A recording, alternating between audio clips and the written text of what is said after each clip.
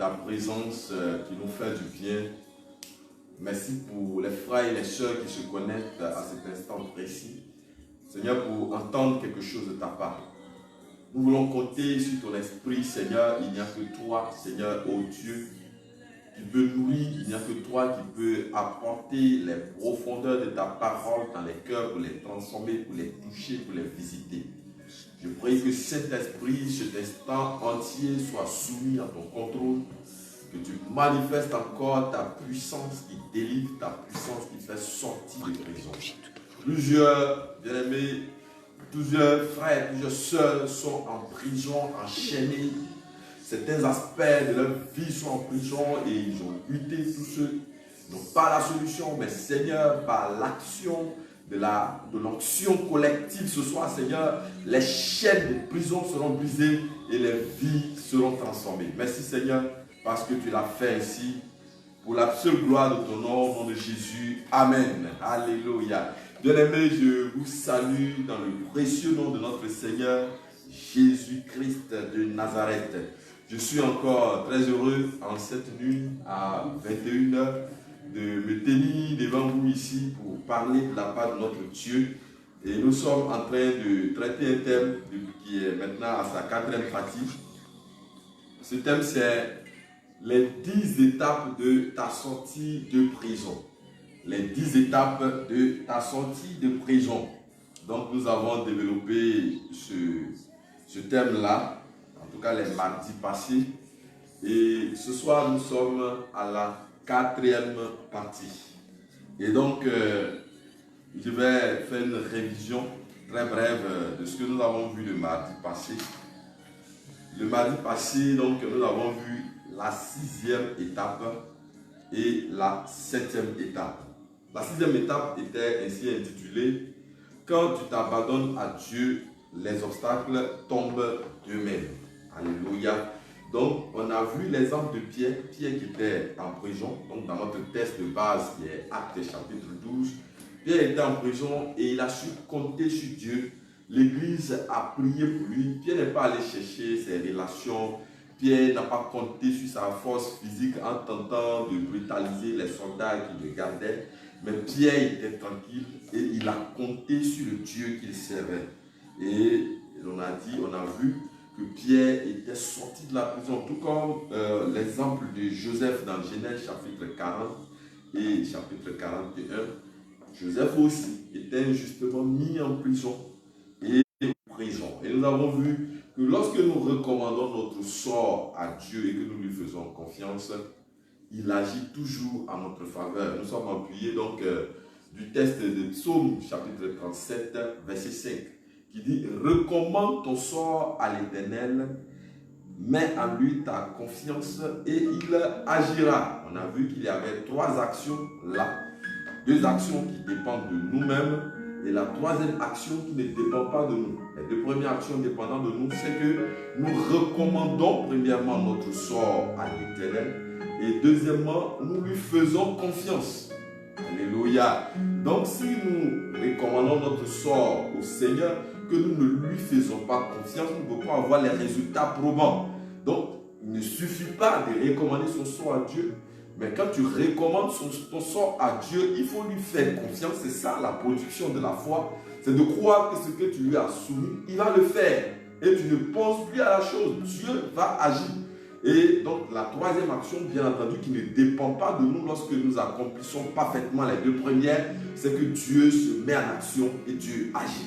Il dit qu'il est le consommateur de notre foi. Donc, si nous recommandons notre sort à Dieu et que nous lui faisons confiance, cela fait une démonstration de notre foi et cela active le fait que Dieu intervient à notre faveur. Nous avons vu dans la 7e étape que lorsque Dieu approuve les voies de quelqu'un, les voies d'un de ses enfants, les voies de celui qui marche, en tout cas selon ses principes, il établit en faveur de cette personne ce qu'on appelle la loi de la substitution. Donc c'est quoi la loi de la substitution? C'est que l'ennemi certainement a mijoté des plans négatifs pour toi. Mais lorsque Dieu vient en action, il t'enlève du plan négatif qui avait été mijoté contre toi et il met ton ennemi à la place où tu étais supposé être lorsqu'on devrait t'attaquer. Donc on a vu l'exemple de Haman dans Esther chapitre 7 verset 4.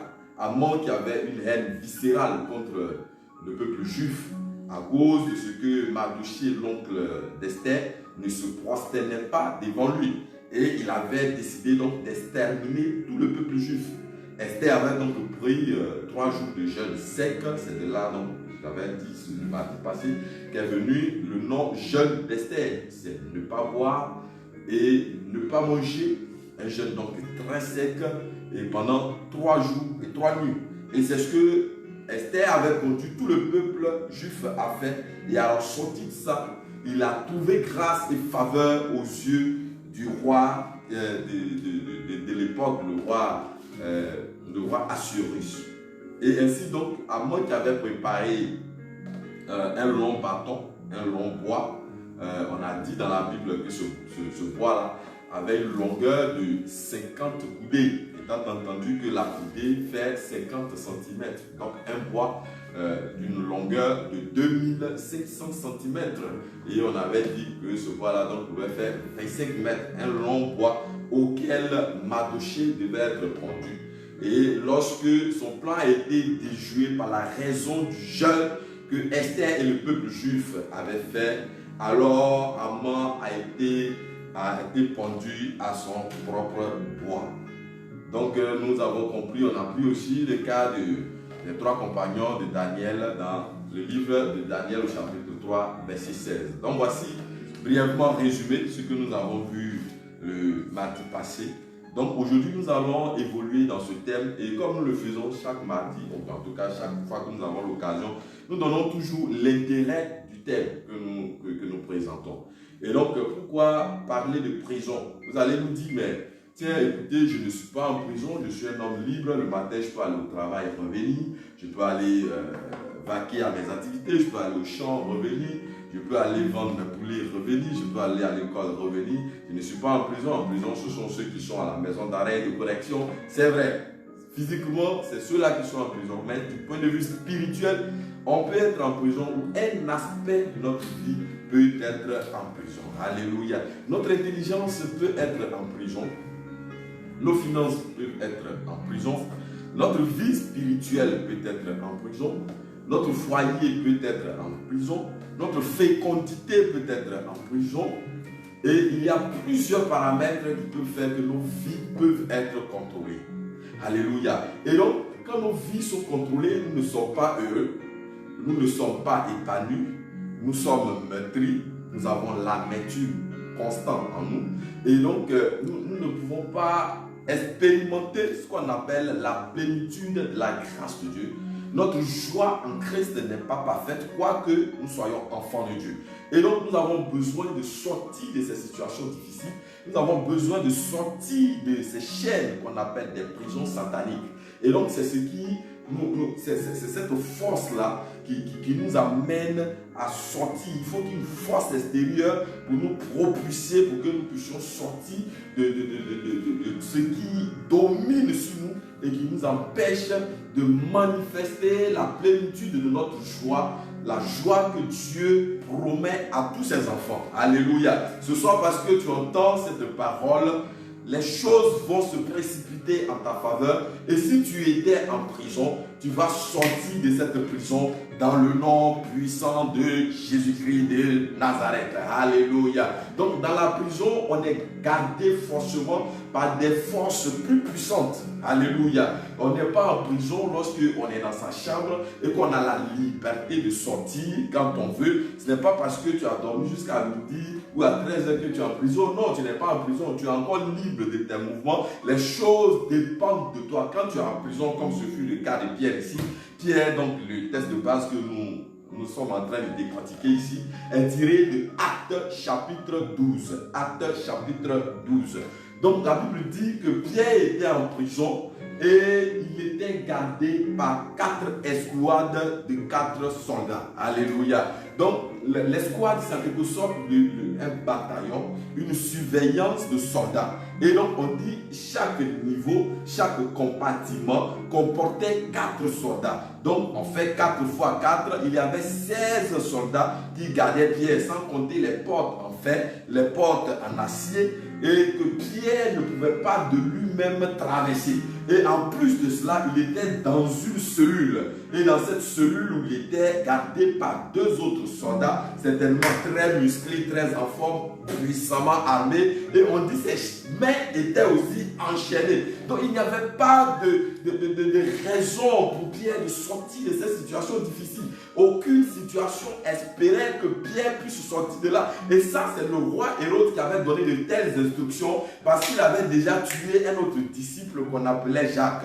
Il voulait donc, après la Pâque, il puisse présenter Pierre au peuple juif qui allait apprécier, qui allait approuver la mort, c'est-à-dire la sentence de mort qu'il projetait contre la vie de Pierre. La Bible dit que l'Église s'est mise à prier. Et quand l'Église s'est mise à prier, quelque chose s'est passé dans la prison de Pierre. C'est qu'un ange de Dieu est descendu et tout d'un coup, une lumière est apparue et les chaînes sont tombées des mains de Pierre. Ce soir, je déclare que si des mains avaient été liées, les chaînes tombent au nom de Jésus-Christ à cause de l'apparition de l'ange de Dieu, de cette lumière qui vient pour éblouir tous tes adversaires, les soldats qui te gardaient, ces sorciers et espions qui contrôlaient ta vie, qui maintenaient tous les aspects de ta vie, qui t'empêchaient de manifester la gloire de Dieu. Ce soir, ces chaînes sont brisées, ces sorciers sont aveuglés dans le nom puissant de Jésus. Amen. Alléluia. Donc nous allons voir ce soir, disons cette nuit, la 8e étape de notre sortie de prison. Alléluia. La 8e étape de notre sortie de prison se trouve dans Actes chapitre 12, verset 17. Et je lis la parole du Seigneur. Pierre, d'abord je commence par le verset 16 pour nous permettre de mieux comprendre. Et il dit, c'était ici les frères en Christ de Pierre. Donc quand Pierre est sorti de la prison, il allait les visiter, les saluer. Ils étaient dans une cellule, dans une salle, et il était allé dans une maison, il était allé les saluer. Il dit, c'est son ange. Donc il y a la fille de ménage qui avait, quand Pierre a tapé, il a dit c'est moi Pierre, donc elle connaissait la voix de Pierre. Tout le monde imaginait que Pierre était en prison. Donc même ceux qui priaient pour que Pierre sorte de cette situation ne savaient pas comment Dieu allait opérer cette délivrance. Ils savaient que cette prison était fortifiée, le mur était très haut et puis il y avait des soldats partout. Cette prison était puissamment gardée et armée au point où eux, ils ne pouvaient pas s'imaginer, certainement qu'ils se disaient, le jour où Hérode va faire comparaître Pierre, le peuple va changer d'avis pour dire nous ne voulons plus qu'on le tue. C'est certainement pour ça qu'eux, ils priaient. Mais Dieu n'avait pas choisi leur voie, il avait ses propres voies, il savait comment il allait le faire parce qu'il est un Dieu souverain. Alléluia. Donc Pierre est sorti de façon miraculeuse au point où ceux-mêmes qui priaient pour lui ne savaient pas que Pierre pouvait sortir. Donc quand la fille de ménage allait dire aux autres membres de l'église que j'ai entendu la voix de Pierre, ils ont dit non, ça ne peut pas être Pierre, c'est son ange. Alléluia, c'est la superstition. Ce n'est pas nous les Africains seulement qui sommes superstitieux. Les Juifs aussi étaient superstitieux. Ils disent non, c'est son ange. Pierre ne peut pas être là, c'est pas possible. Ils ont oublié qu'il était en train de prier un Dieu qui est puissant et lorsque tu lui donnes la prière, les choses spirituelles, des choses puissantes se déroulent dans le monde surnaturel que nous ne pouvons pas voir. Alléluia. Et donc ils ont dit non, c'est l'ange de Pierre. Mais Pierre a continué à frapper la porte au point où ils sont venus ouvrir. Et donc le verset 17, Pierre, leur ayant de la main fait signe de se taire, leur raconta comment le Seigneur l'avait tiré de la prison. Alléluia. Dieu va te tirer de la prison. Alléluia. Donc la 8e étape, ton service pour Dieu autorise le Seigneur à te tirer de la prison. Alléluia. Ton service pour Dieu, c'est ça qui est le carburant. C'est ça qui est la force. C'est ça qui est l'autorisation que tu donnes à Dieu d'intervenir dans ta vie en te faisant sortir de la prison dans laquelle tu es en train de croupir. Alléluia. Alléluia. Mais Pierre, on connaît la vie de Pierre. Quand tu as tout essayé, d'abord avant de parler de Pierre, quand tu as tout essayé, tu sens que ta vie tourne en rond. Les choses ne se déroulent pas comme tu le veux. Et que tu as commencé à mettre ta vie en règle avec Dieu en observant sa voix. Et que les choses ne se passent pas ici. Tu vois un homme de Dieu qui prie pour toi, fait ta délivrance. Les choses ne s'améliorent pas. Et il te reste une seule chose. Commence à servir Dieu. Même si tu es en prison, c'est Dieu. Ne maudis pas Dieu. Ne dis pas Dieu, tu m'as abandonné. Ne dis pas Dieu, tu es méchant. Ne dis pas Dieu, tu es mauvais. Voici mes camarades. Ils ont tout ce que je cherche. Tout le temps, moi, je jeûne. Tout le temps, moi, je prie. Mais je n'ai pas encore la solution.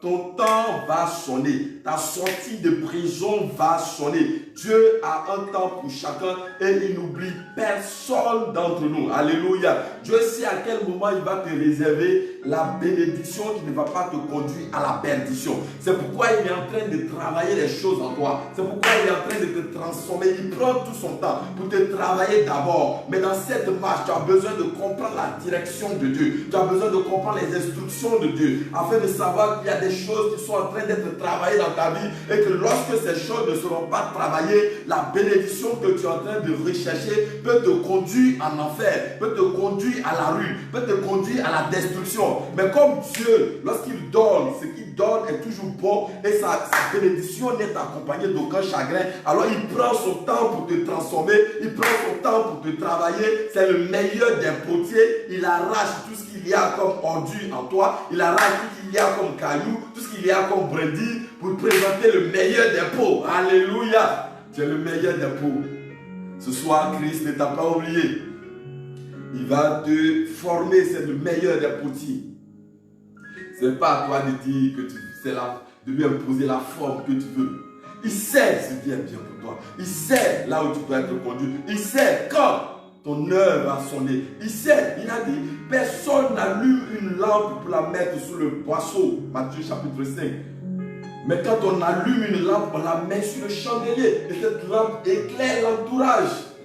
Mais Dieu n'a pas encore allumé ta lampe parce qu'il sait que tu n'es pas encore prêt pour être sur le chandelier. Alléluia. Mais ce soir, tu vas prier, tu vas suivre les instructions de Dieu. Tu vas comprendre la direction de Dieu. Et tu peux anticiper le fait que tu puisses devenir la lumière qui est allumée. Quand cette lumière est allumée, elle devient une source de bénédiction. Alléluia. Quand tu es sur le chandelier, tu éclaires tout un grand nombre de personnes. Tu deviens utile pour tous. Alléluia. Reçois cette grâce dans le nom de Jésus. Et donc Pierre, c'était grand serviteur de Dieu. Pierre n'est donc pas n'importe qui. Pierre a servi Jésus-Christ. Pierre est resté avec Christ, il a fait les grands moments à la montagne de transfiguration. Pierre était avec Jésus. À Gethsémane, Pierre était avec Jésus. Quand on est venu arrêter Jésus, Pierre était avec lui. Même quand Jésus est mort, et qu'il a été ressuscité, et qu'il est apparu aux disciples dans Jean chapitre 21, verset 15. Jésus a dit, il a posé une question à Pierre, il dit, Simon, fils de Jonas, m'aimes-tu plus que le même ceci?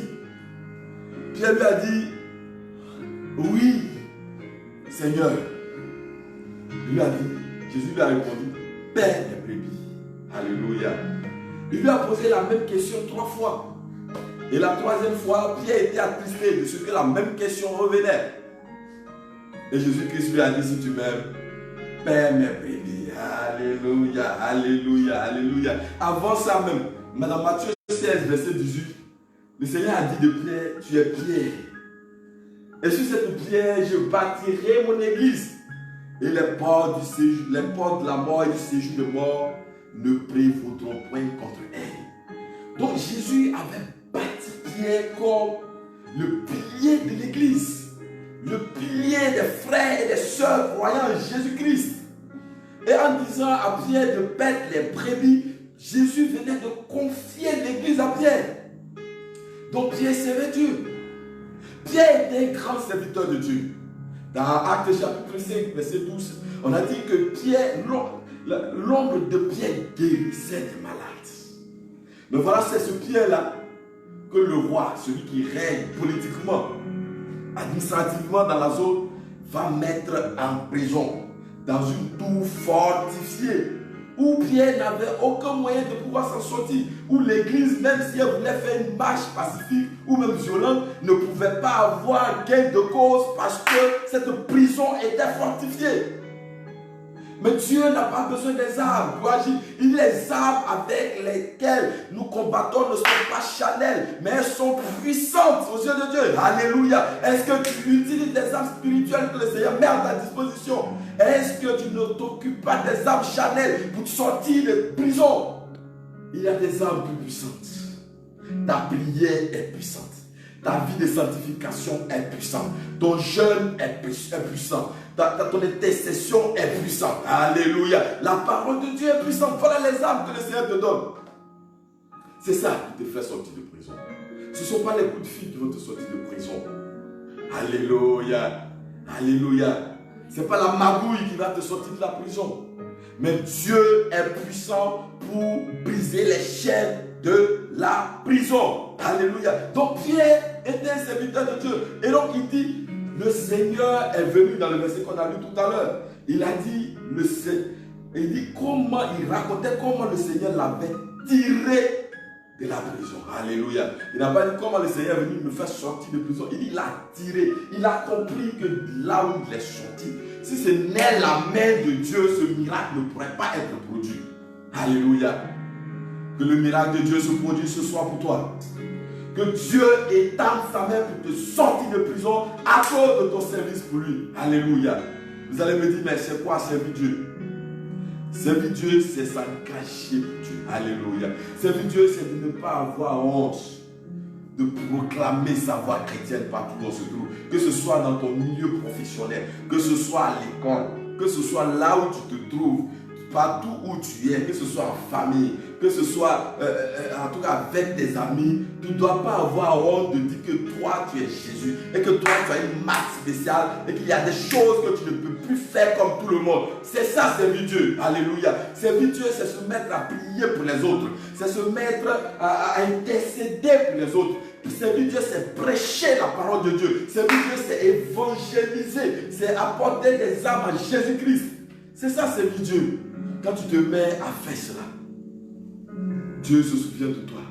Servir Dieu, c'est mettre aussi tes talents au service de Dieu. Alléluia. Sans les monnayer. Si tu sais chanter, tu viens, tu chantes pour Dieu. Tu ne demandes rien en retour. Si tu sais jouer à la guitare, tu viens, tu joues à la guitare pour Dieu. Sans demander quelque chose en retour. Si tu sais jouer au piano, tu viens, tu joues au piano. Rien demander en retour. Quand tu demandes quelque chose, tu es en train de travailler comme une star. Mais quand tu le fais sans arrière-pensée, Dieu s'occupe de toi. Tu es en train de servir Dieu. Et lorsque tu seras en prison, le Seigneur va utiliser ce que tu as fait comme service pour te sortir de la prison. Que tous ceux qui ont servi d'un cœur sincère le Seigneur et qui sont en prison reçoivent la délivrance ce soir. Sors totalement de prison dans le nom de Jésus. Parce que lorsque nous servons Dieu, il se souvient de nous et il vient nous tirer de la prison. Quelle que soit la volonté de celui qui nous a mis dans cette prison, Dieu intervient et il nous fait sortir de force. Alléluia. Seigneur, merci parce que ce soir, tu fais sortir toutes ces personnes dont les vies sont en prison. Ces personnes qui sont contrôlées à tous les niveaux. Je prie qu'ils sortent, que ces personnes sortent totalement de toute forme de contrôle, de toute forme d'esclavage, de toute forme d'oppression dans le nom de Jésus. Oh Seigneur, merci pour ta victoire. Merci pour ta grâce. Pierre donc devait perdre les brebis. Les brebis se nourrissent des herbes. Alléluia. Donc, pour servir Dieu, et que si tu dois être berger, tu dois être un pasteur, il faut avoir suffisamment d'herbes pour nourrir ceux qui sont sous ton autorité. Ceux qui sont sous ton autorité, le Seigneur les compare à des brebis. Donc un berger doit pouvoir envoyer de l'herbe fraîche pour nourrir ses brebis. Donc le pasteur doit nourrir ses fidèles, doit les nourrir par la parole qui les fait grandir dans la foi. Alléluia. Donc si les aides que tu apportes ne peuvent pas nourrir tes fidèles, ils vont aller ailleurs. Ton église sera vidée. Mais que Dieu nous donne l'herbe nécessaire pour nourrir les brebis du Seigneur au nom de Jésus. Donc Jésus a dit à Pierre, paie mes brebis.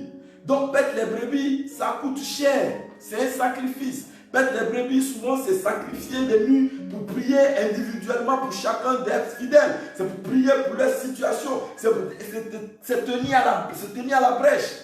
Pour être le gardien de leur âme. Pour prier pour que ces personnes sortent des situations difficiles qu'elles traversent. C'est prier pour que l'ennemi ne puisse pas s'approcher des vies de ces personnes. Mais les pasteurs font un grand travail. C'est pourquoi il faut respecter un vrai pasteur. Si tu manques à l'autorité d'un pasteur et qu'il est énervé, qu'il prononce une parole, ça c'est une parenthèse, ça peut t'atteindre. Parce que ce qu'il fait pour toi dans le secret est grand. Ce qu'il fait pour toi dans le secret est énorme. Il prie pour toi. Souvent quand tu te lèves, tu te réveilles en retard. Tu dis Seigneur merci, tu t'en vas au travail. Mais le pasteur t'a prié pour que sur ton chemin il n'y ait pas d'accident. Il a prié pour qu'on ne te licencie pas ce jour-là, ton travail. Parce que dans la prière, Dieu lui a parlé que telle chose devait t'arriver. Et il a prié pour toi, mais il ne va pas venir te dire ça. Et tu le vois. Peut-être parce qu'il n'a pas une voiture meilleure que pour toi. Tu le méprises.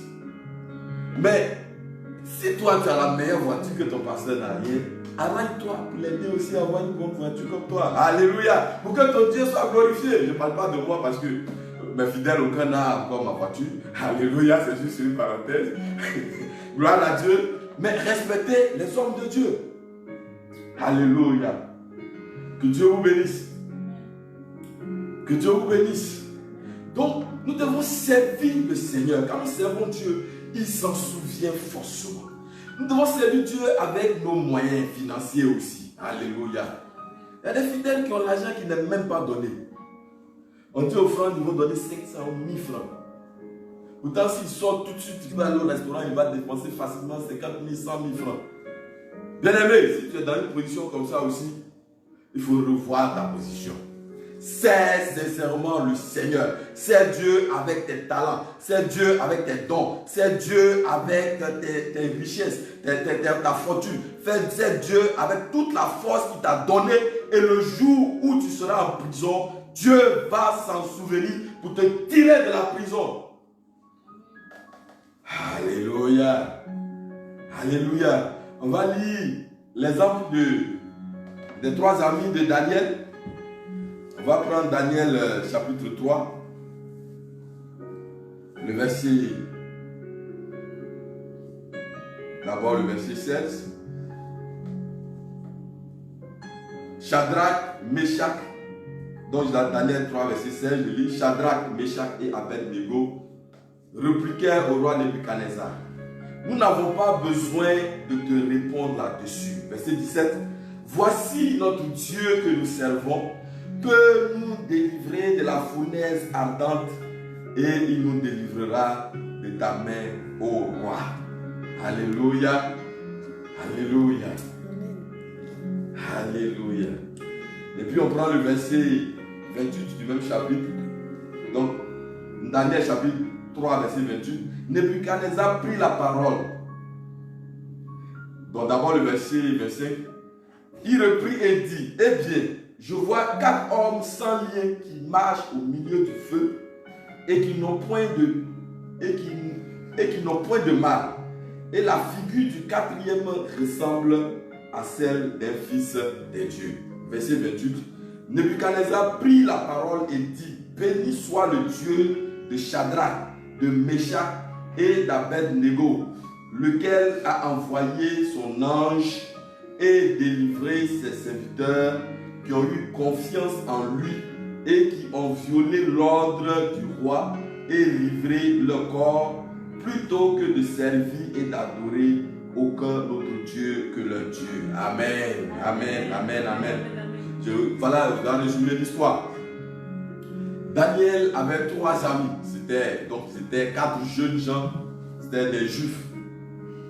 Et donc, sous le règne du roi Joachim, il y a eu une invasion, donc un autre peuple plus fort. Le roi de Babylone est venu donc envahir le peuple d'Israël, et certains ont été tués, d'autres ont été pris de force comme des esclaves et on les a déportés. Donc parmi ces esclaves se trouvaient les 4 jeunes, Daniel et ses 3 amis, à qui le roi Nebuchadnezzar a donné des surnoms qui représentaient les noms de ses faux dieux. Donc il y avait un qui s'appelait Shadrach, Meshach, Abednego. Et Daniel lui-même, il a changé son nom, il lui a donné Belshazzar. Et donc, ces 3 amis ont commencé à prospérer pour leur engagement. Enfin, par leur engagement pour Dieu, ils ont commencé à prospérer, on les a établis comme étant dans le royaume et tout cela. Et donc, par jalousie, leurs camarades, leurs adversaires vont inspirer le roi Nebuchadnezzar d'ériger une grande statue qu'on devrait adorer parce qu'ils savaient que ceux-là, ils avaient le Dieu, ils adoraient le vrai Dieu, ils ne pouvaient pas se prosterner devant des statues. Et donc, comme ils ne le faisaient pas, ils ont été signalés et donc la sentence était lourde. C'est qu'on devrait les jeter dans une fosse, dans une fournaise ardente. Donc, dans un endroit où il y avait du fer qui avait été chauffé de façon extraordinaire, rien tout certainement, et on devait les jeter là-bas. Et le roi, pour les ramener à la raison, il dit, mais écoutez les jeunes gens, vous avez intérêt à revoir votre position, parce que là, la sentence, elle est très dure, je suis obligé d'être droit, c'est vrai que vous travaillez très bien, vous êtes intelligent, vous êtes sage et tout ça, mais je vous amène à revoir votre position. Et il y a plusieurs comme ça dans nos services qui vont nous raisonner pour de jeunes gens, c'est vrai, ton zèle pour Dieu là c'est trop, il faut calmer un peu, tu vois, le travail que tu as choisi, il y a des choses que... Bien aimé, c'est un piège du diable. Alléluia. Et donc, il traite de les calmer, ils disent non, roi, on va te couper la parole. On ne va pas adorer ta statue aujourd'hui. On ne va pas adorer ça demain. Et même si on devait mourir, on ne va pas adorer cette statue-là. S'il faut qu'on nous jette dans la fournaise ardente, en tout cas, nous te donnons l'ordre de le faire. Mais le Dieu que nous servons va nous délivrer. Alléluia. Amen. Les amis de Daniel sont appuyés sur quoi? Sur le service de Dieu. Alléluia. Le service de Dieu. Qu'est-ce qui fait que quand tu es dans les situations difficiles, Dieu se souvient de toi? C'est le service de Dieu. Alléluia. Si tu balayes le temple, continue de le faire. Si tu nettoies les appareils, continue de le faire. Un jour, Dieu va s'en souvenir pour te sortir de prison. Alléluia. Dieu va utiliser cela pour te sortir de prison. Peut-être que tu envoies les SMS aux frères, aux soeurs, quand il y a des événements, il faut suivre la parole. Je bénis le frère Emmanuel qui le fait tous les jours. Il envoie toujours des SMS. Il dit l'autre culte va passer le dimanche, rappelons-nous. Frère, Dieu va te bénir. Il va t'élever encore davantage. Il reçoit cela au nom de Jésus. C'est une manière de servir Dieu. On dit aujourd'hui il y a une intercession. Tu viens, tu es en train de servir Dieu. Tu ne viens pas pour faire plaisir au pasteur. On dit aujourd'hui c'est évangélisation. Chaque fois, en tout cas, sauf quand tu es vraiment très occupé, mais tu fais ton effort d'être là. Peut-être que moi je ne peux pas te voir, moi le pasteur, mais Dieu qui est assis sur son trône, il te voit. Alléluia. Tu es en train de servir Dieu comme ça. Et quand la prison va se souvenir comme ça a été le cas de Pierre ici, Dieu va te tirer de la prison. Dieu va utiliser ton service pour te sortir de prison. Dieu a utilisé ici le service de Meshach, de Shadrach et d'Abednego pour les sortir de la fournaise ardente. La Bible dit que même leur dessous n'avait pas été touché par le feu qui avait été extraordinairement chauffé. On dit que c'était tellement chaud que les gens qui les ont pris pour les jeter dans le trou ont été brûlés, calcinés par le feu. Mais eux, ils étaient 3. Ils étaient dans le trou. Et le roi Nebuchadnezzar va y jeter un coup d'œil. Il est surpris. Il est étonné. Il revient demander à tous ceux qui sont autour de lui. Il dit, mais est-ce que ce n'était pas 3 personnes qu'on avait jetées? Mais on ne les avait pas jetées simplement. Ils avaient les mains liées. Alléluia. Quand on voit les mains liées, on pense toujours à la prison. Peut-être que tes mains sont liées. Pendant que je parle, le Saint-Esprit est en train de me conduire. Il y a des personnes qui travaillent, leurs mains sont liées.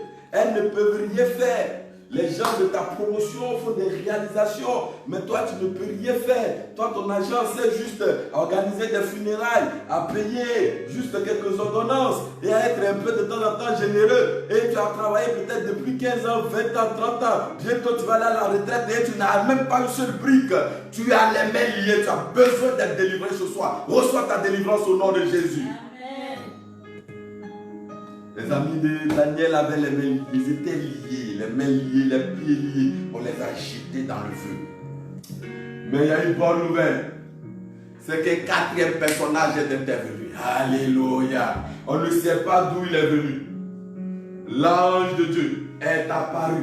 Et un roi païen Nebuchadnezzar a dit, le 4e personnage que je vois, il a le visage d'un fils d'un Dieu. Oh, alléluia. Ce n'est pas un être ordinaire. Dieu va envoyer son ange pour te sauver. Parce qu'il connaît ton nom. Alléluia. Arrange-toi pour que Dieu connaisse ton nom. Amen. Arrange-toi pour que par ton service, Dieu inscrive ton nom dans son livre. Amen. Quand Dieu connaît ton nom, il intervient toujours pour te sauver. Alléluia. Quand il y a des calamités ici, si tu as la nationalité des pays occidentaux qui sont puissants, de la France, des États-Unis, quand il y a une crise, on te localise, on sait même où tu es. On dit, bon, viens, on t'appelle, venez vous recouper ici. Il y a un avion spécial demain pour vous envoyer à New York, pour vous envoyer à Paris, à Washington. Et puis tu t'en vas. Parce qu'on connaît ton nom, tu es national français, national américain, tu es national britannique. Tu n'es pas n'importe qui. Alléluia. Amen. C'est la même chose si tu es un citoyen du royaume des cieux. Si tu es un citoyen du ciel, la prison ne peut pas régner sur toi. La prison ne peut pas te dominer. Dieu va envoyer pour toi un émissaire. Dieu va envoyer pour toi son ange qui va, qui va calmer, qui va adoucir la fournaise ardente. Il va mettre un climatiseur spirituel sur le fer qui a été surchauffé. Et c'est comme si tu étais dans une chambre froide. Tu ne vas même pas sentir la chaleur à cause de ce que Dieu te connaît et parce que tu le sais. Amen. Alléluia. Que Dieu te délivre de toute forme de prison. Que Dieu se souvienne de toi. Alléluia. Ça, c'est la 8e étape. Donc, ton service pour Dieu, fait qu'il se souvient pour te tirer de toute forme de prison. Donc, si tu as lutté de par toi-même, tu as fait les jeûnes et prières, tu as fait toutes sortes de prières de combat, tu as fait la délivrance, tu vois que ta vie encore en prison, c'est Dieu. C'est sincèrement Dieu. Tu vas sortir de cette prison. 9e étape, ta sortie de prison va provoquer un désordre, si tu veux, une confusion chez tes ennemis. Alléluia. Ta sortie de prison va provoquer un désordre dans le camp de tes ennemis, dans le camp de ceux qui t'ont mis en prison et tous leurs complices. Ta sortie de prison va créer un désarroi, va créer une confusion totale dans leur camp. Ils ne vont plus se retrouver. On va s'appuyer sur Actes chapitre 12, le verset 18. Notre texte de base. Actes chapitre 12, le verset 18 à 19. Je lis la parole du Seigneur. Quand il fit jour, alléluia, répète après moi, quand il fit jour. Quand il fit jour. Les soldats fuient dans une grande agitation pour savoir ce que Pierre était devenu. Verset 19. Hérode s'étant mis à sa recherche et ne l'ayant pas trouvé, interrogea les gardes et donna l'ordre de les mener au supplice. Alléluia. Alléluia. Donc les soldats sont amenés au supplice. C'est un châtiment corporel. Et la mort peut s'en suivre. Donc, Hérode pensait que les soldats avaient agi de connivence. Les soldats avaient été complices de la sortie de Pierre. Mais ces soldats-là aussi étaient du côté d'Hérode. Ces soldats faisaient partie des ennemis de Pierre. Mais quand Dieu est intervenu de manière miraculeuse, de manière surnaturelle, les soldats ne savaient pas comment expliquer la sortie de Pierre. Techniquement, c'était impossible parce qu'ils avaient reçu la formation qu'il faut. Ce sont donc dans notre, si c'était dans des termes modernes, on parlerait de garde pénitentiaire. C'est ceux-là qui gardent les prisonniers. Mais si un prisonnier s'échappe, on te sert une demande d'explication. Et surtout que Pierre n'était pas un prisonnier ordinaire. C'était un prisonnier politique, un prisonnier particulier. Et c'est le chef de l'État lui-même qui a donné des instructions. Le roi était le chef de l'État de l'époque qui a donné des instructions pour qu'on garde de façon spéciale Pierre. Et malgré cela, Pierre est sorti. Donc, la sentence pour ces soldats était lourde. On dit qu'ils ont été menés au supplice. Alléluia. Alléluia. Et plus tard, on a vu ce qui est arrivé à Hérode lui-même quand il a été frappé par un ange. Donc, quand Dieu intervient pour toi, alléluia, pour te sortir de la prison, non seulement tu n'y retourneras plus, mais il y a une confusion totale chez tes ennemis. Il y a une confusion totale chez ceux qui s'étaient entendus pour te mettre en prison. Alléluia. Que cela soit ton cas ce soir au nom de Jésus. Amen. Que tous ceux qui ont conspiré pour te mettre en prison soient confondus au nom de Jésus. Amen. Qui ne te reconnaissent plus, qui soient étonnés, que les réseaux pour eux soient brouillés.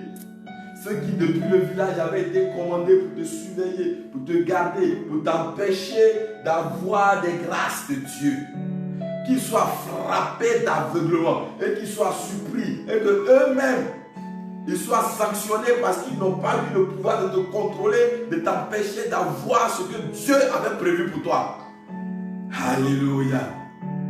Alléluia. Oh, merci Seigneur. On va prendre un autre exemple dans Daniel chapitre 6. Daniel chapitre 6, le verset 24. Alléluia. Donc Daniel a subi un peu ce que ses amis avaient subi. Il y avait aussi des gens qui ont voulu que David et Daniel soient mis à mort. Et ils sont allés raconter des choses fausses sur son compte. Et donc, je lis le passage, Daniel chapitre 6, verset 24. Le roi ordonna que ces hommes, non, un peu avant,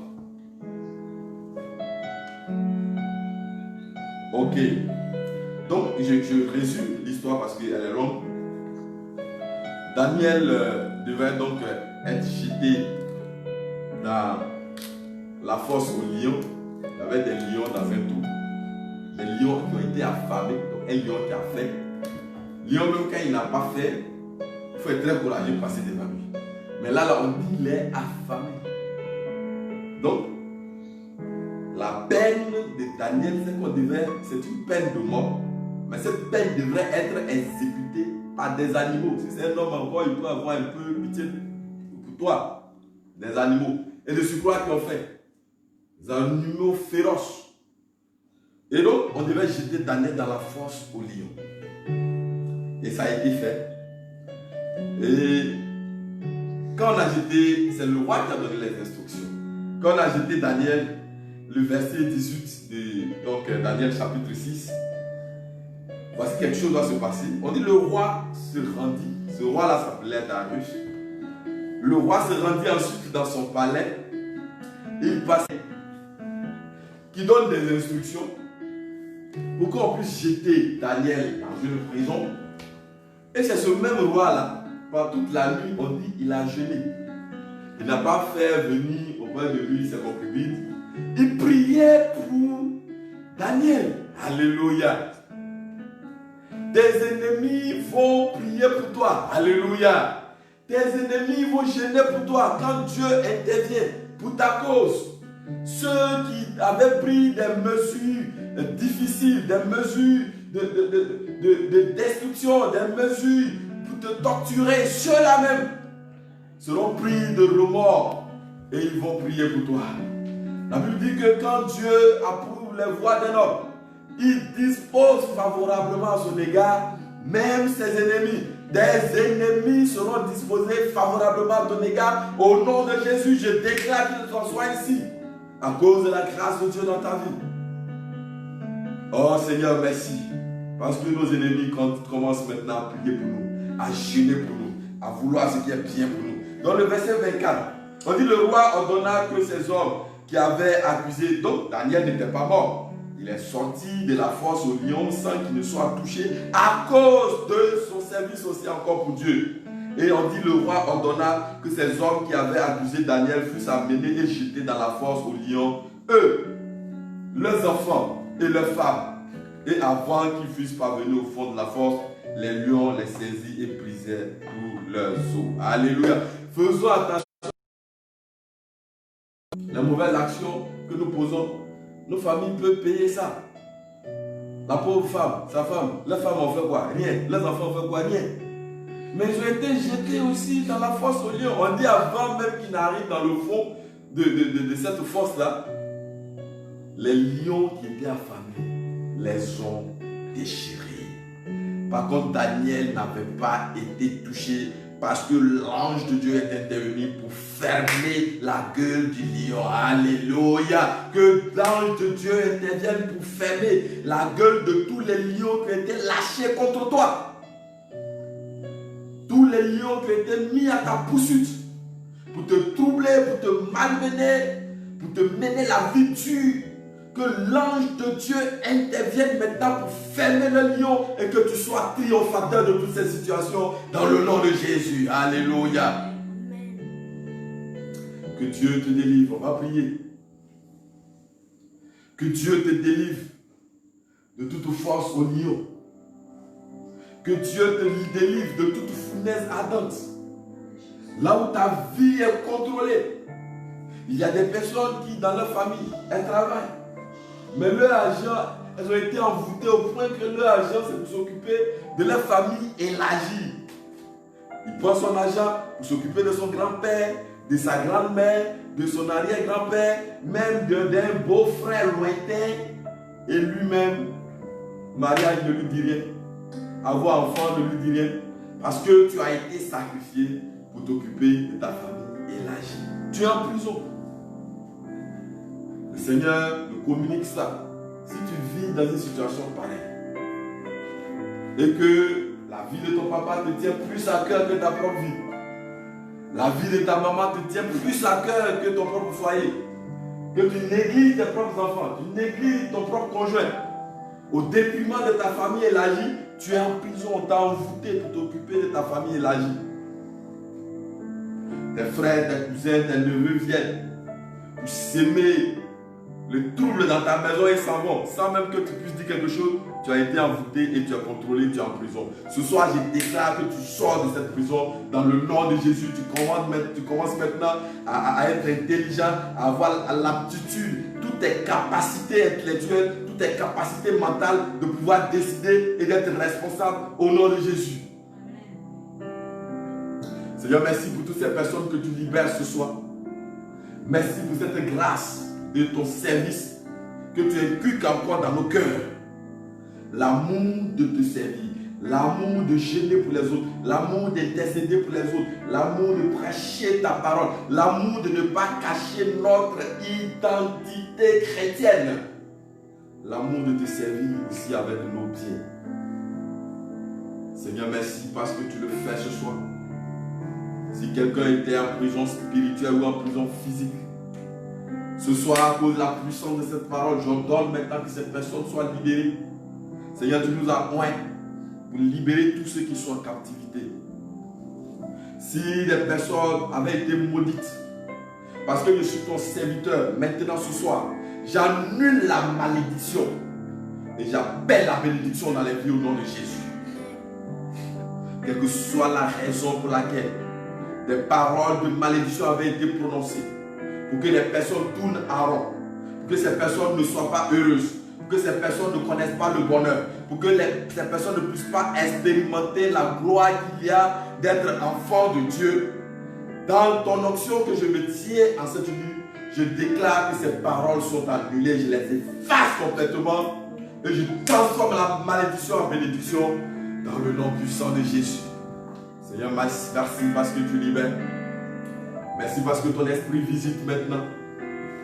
Ton esprit touche maintenant des personnes qui ont été rendues malades mystiquement, spirituellement. J'ordonne leur guérison, leur délivrance totale.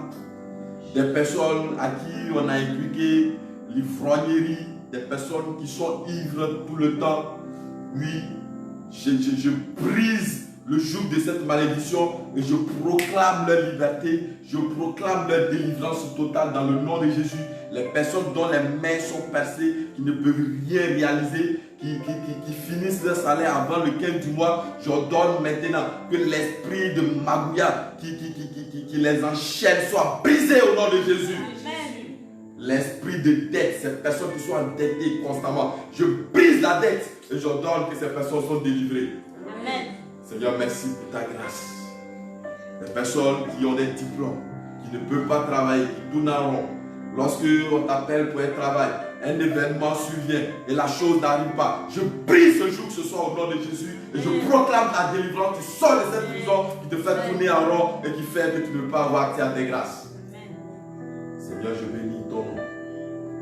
Pour les frères et les sœurs que tu visites, que tu délivres, que tu bénis et que tu sors des situations difficiles. Que la gloire, que l'honneur et la magnificence te reviennent. Au nom puissant de Jésus-Christ. Est-ce qu'on peut acclamer très fort?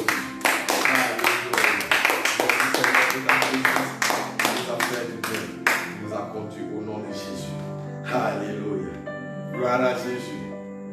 Nous sommes avancés dans le temps. Donc nous allons nous arrêter là. Le mardi prochain, nous allons voir la 10e étape. C'est la dernière. Et ce sera accompagné de paroles de prières puissantes. Tu vas sortir de ta prison. Tu vas venir avec, tu vas te disposer avec tout ce que tu as pu localiser comme prison dans ta vie. Et tu vas présenter au Seigneur. Si tu peux gêner avant ce temps, fais-le. Si tu peux commencer à prier déjà, à intercéder pour cela. Le Seigneur a une parole. Il va certainement, par des paroles de connaissance, mettre dans ma bouche des paroles qui vont opérer ta délivrance totale. Le Seigneur va faire quelque chose. Donc ne rate pas ça. Le mardi prochain à 21h. Soit devant, en tout cas si on est toujours confiné, soit devant ton petit écran, pour ainsi dire. Et le Seigneur aura une parole pour toi. Le Saint-Esprit n'est pas confiné. Il se meut partout. Et pendant qu'il est chez moi ici, il est aussi chez toi. Il te touche, il te transforme, il agit en ta faveur.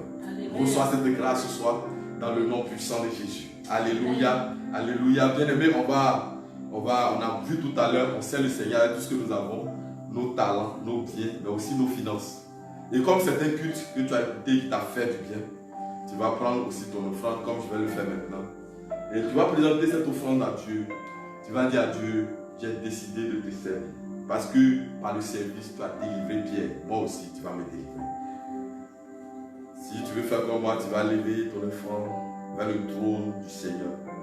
Éternel notre Dieu, nous te bénissons.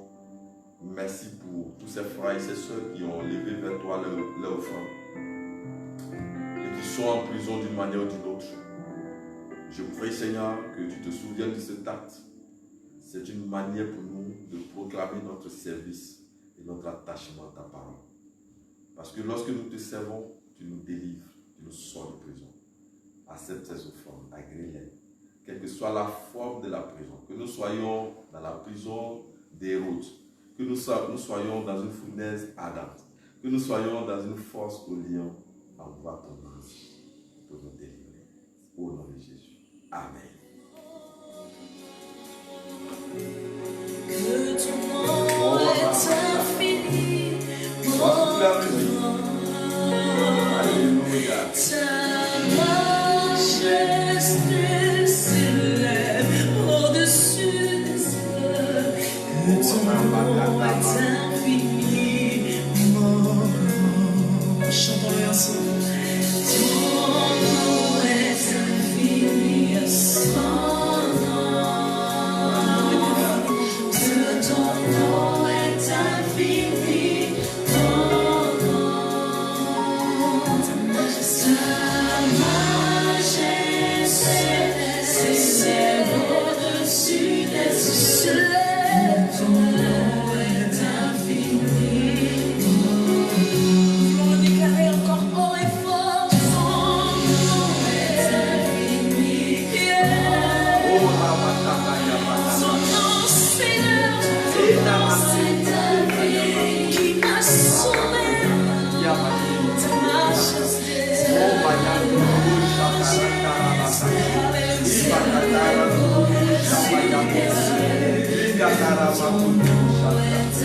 Alléluia. Gloire à Jésus-Christ de Nazareth. Alléluia. Bien-aimé, j'ai été vraiment très ravi de partager ce temps de prière avec toi, ce culte avec toi. Je pense que cela t'a fait du bien. Si ça t'a fait du bien, partage à quelqu'un. Ça va le faire sortir de la prison. Demain, il va penser à toi. Il dira, oh, à cause du message, mon frère, un jour, j'étais en prison, mais j'en ai été délivré. Partage ce message. Il faut le liker. Il faut t'abonner à la page Facebook de l'église Centre Évangélique Ebenezer. Et puis à ma page YouTube, vous tapez Pasteur Victorien Okoye. Vous vous abonnez, vous commentez. Si ce message vous a fait du bien, partagez. Ça vous fait aussi sûrement du bien à quelqu'un d'autre. Donc mardi prochain, nous allons nous retrouver à la même étape, à la même heure. Nous allons voir la 10e étape, l'étape fatale. Et nous allons avoir des prières sur la peau. Je suis sûr que quelque chose sera fait. Le Seigneur va agir en ta faveur. Le dimanche prochain aussi, nous développons un autre thème sur les 12 raisons pour lesquelles la maladie ne t'emportera pas. Nous vivons l'actualité, c'est que nous avons peur pratiquement, le monde entier a peur d'une maladie qu'on appelait coronavirus. Mais toi, enfant de Dieu, tu seras épargné. Si tu n'es pas enfant de Dieu, par ce message aussi, Dieu va t'amener à devenir un enfant de Dieu. Tu seras épargné. Tu ne vas pas connaître ce qu'on appelle la mort prématurée. Tu vas vivre. En tout cas, si nos messages vous plaisent, abonnez-vous à nos différentes pages et suivez-nous. Et vous pouvez aussi nous appeler à nos différents numéros de téléphone. Je ne sais pas,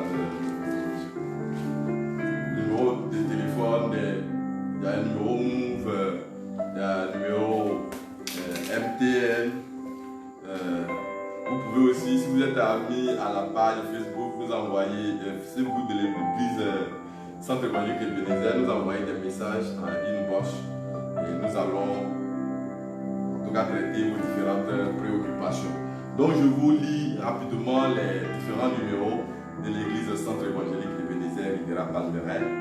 Nous sommes en Côte d'Ivoire, à Abidjan, plus précisément dans la commune de Koukouti, dans le quartier qu'on appelle le Riviera Palmeraie. Et donc le premier numéro que je vais vous donner, c'est un numéro Move. On peut baisser un peu la musique, voilà. Donc le numéro Move, c'est plus 225 50 06 2 fois 70. Plus 225 50 06 06 70. Le numéro MTN, c'est plus 225 04 34 90 16. Plus 225 04 34 90 16. Le numéro Orange, c'est plus 225 48 97 71 72. Plus 225 48 97 71 72. Moi, je suis le pasteur Victorien Okoye. J'ai pris plaisir, en tout cas, à passer ce merveilleux moment avec vous. On va faire la prière finale. On va lever nos mains en signe d'abandon à notre Dieu qui nous exauce depuis son trône. Notre Père et notre Dieu, nous te bénissons et nous te disons merci pour ce temps que nous avons passé dans ta présence. Merci pour ces messages qui ont fait du bien dans la vie d'une sœur, dans la vie des frères. Je prie, Seigneur, que cette délivrance que tu as commencée va s'achever. Toute cette nuit, Seigneur, tu vas nous parler dans nos différentes familles, les liens qui nous avaient environnés, les chaînes qui nous avaient tenus en captivité. Tu vas nous montrer le visage de ces gardiens de temple qui contrôlent nos vies depuis nos villages et qui nous empêchent d'évoluer. Seigneur, ces chaînes seront brisées, nos tentes vont être lâchées. Tu vas nous allonger, tu vas nous conduire à des niveaux meilleurs, à des niveaux supérieurs. Seigneur, merci parce que le poids, tout ce qui pesait sur nous et qui nous empêchait de voir la gloire, Seigneur, va être brisé. Tu dis que la gloire de cette dernière maison sera plus grande que celle de la première. Nous accédons à la dernière maison et ta gloire apparaît dans nos vies. Tout ce qui nous avait été volé, Seigneur, touche le ventre de celui qui l'avait volé et qui puisse le vomir et que nous l'entrions pleinement dans toutes nos grâces, dans toutes nos bénédictions, dans le nom de Jésus. Amen. Amen.